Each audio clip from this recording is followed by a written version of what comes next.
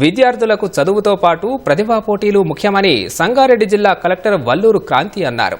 సంగారెడ్డిలోని Saint Anthony మహిళా కళాశాలలో నిర్వహించిన జిల్లా స్థాయి ఈనాడు ప్రతిభా పాటవ పోటీల విజేతల సత్కార కార్యక్రమానికి ఆమె ముఖ్య అతిథిగా హాజరయ్యారు.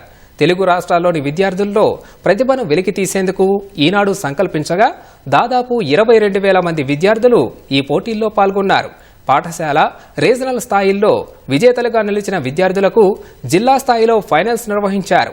ప్రతిభా పాటవ పోటీల ద్వారా విద్యార్థుల్లో సృజనాత్మకత పెరుగుతోందని కలెక్టర్ తెలిపారు. విద్యార్థుల్లో ప్రతిభను బయటకు తీసేందుకు పోటీలు నిర్వహించిన ఈనాడు యాజమాన్యానికి డీఈఓ వెంకటేశ్వర్లు ప్రత్యేక కృతజ్ఞతలు తెలిపారు.